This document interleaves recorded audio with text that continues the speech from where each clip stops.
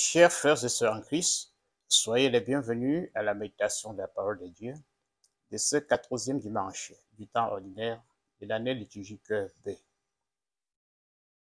On peut titrer la parole de Dieu de ce dimanche, la rébellion de l'homme contre Dieu et ses conséquences. Dans la première lecture, le peuple d'Israël se trouve en exil. C'est le début de l'exil de Babylone. La première vague est déportée entre 593 et 571. Et là, ils sont au bord de l'Euphrate et n'arrivent pas à comprendre pourquoi ils se trouvent là. On leur a dit que Yahweh était leur Dieu et qu'il a fait l'alliance avec leur père au Sinaï.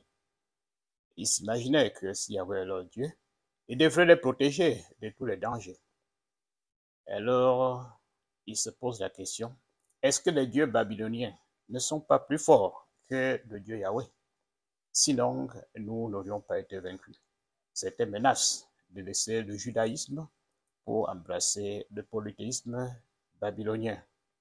Et c'est dans ce contexte que Dieu suscite le prophète Ézéchiel, qui fait partie de cette première vague de déportés vers ce peuple qu'il appelle le peuple rebelle, pour calmer leurs esprits et leur faire comprendre que s'ils se trouvent dans cette situation, ce n'est pas Yahweh à blâmer, mais eux-mêmes et leur père. Pendant longtemps, Dieu a envoyé des prophètes pour leur rappeler les clauses de l'alliance, leur rappeler de respecter ses commandements. Et ils n'ont pas voulu. À un certain moment, Yahweh également s'est fatigué. Et c'est ainsi que le Babylonien s'est emparé d'eux.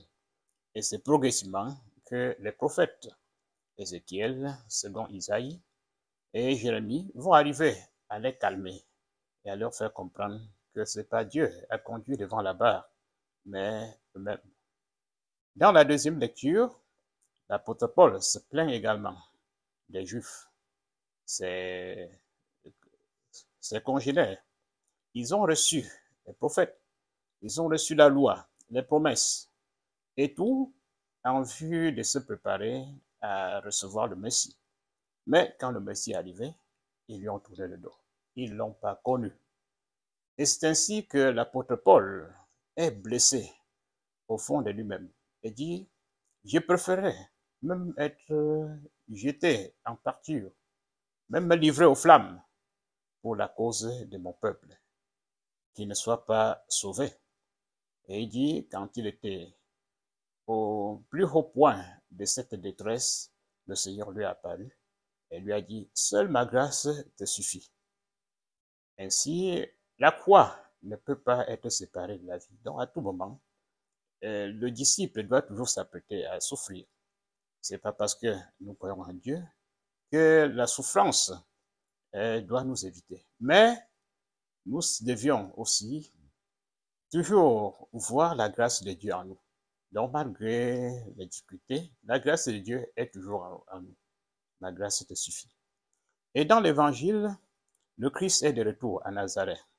Il y a vécu 30 ans, exerçant le métier de charpentier parmi les Nazaréennes et dans une famille humble. Il s'est absenté pour aller suivre Jean-Baptiste au Jourdain, où il s'est fait baptiser. Ensuite, à l'arrestation de Jean-Baptiste, il a commencé sa mission à Capharnaüm. Et de là, il a eu beaucoup d'admiration parce qu'il prêchait, il parlait en quelqu'un qui a de l'autorité. Et ses paroles étaient accompagnées par les actes. Et il a fait beaucoup de miracles. Et sa renommée s'est étendue dans toute la Galilée et est arrivée dans son village, Nazareth. Et finalement, son peuple s'attendait aussi à le voir, mais pas parce qu'ils croient tellement à ce qu'ils ont entendu. Et quand il arrive, le jour du sabbat, il va à la synagogue comme d'habitude. Et il se met à commenter l'écriture. C'est Marc ne nous dit pas le contenu, ni le passage qu'il a commenté, mais nous savons par Luc et par Matthieu que c'était Isaïe, chapitre 61, versets 1 à 2.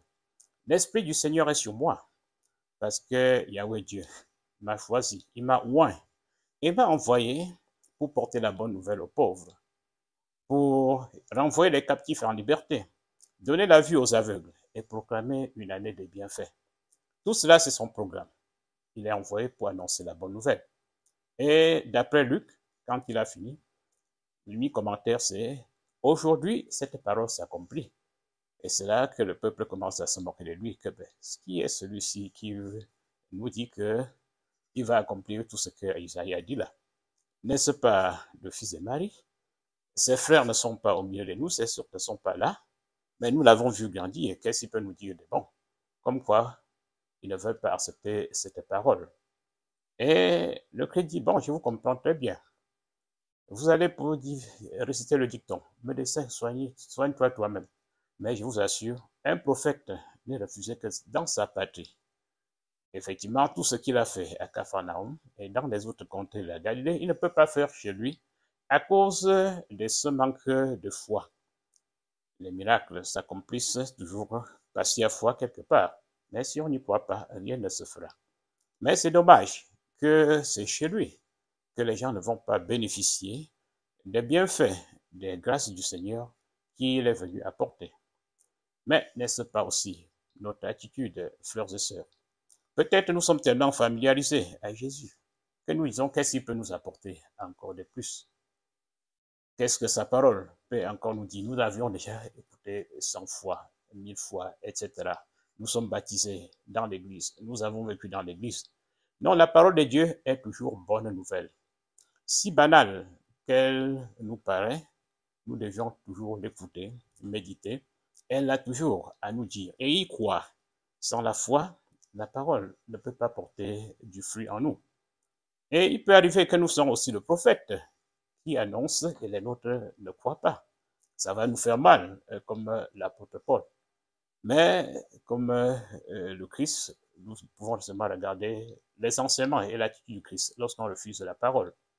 Lorsqu'il a envoyé ses disciples, il dit quand on vous refuse, non, ne vous perdez pas le temps. Allez là où on peut vous recevoir. Ce qui est sûr, l'échec fait toujours partie de la mission. On ne peut pas réussir partout.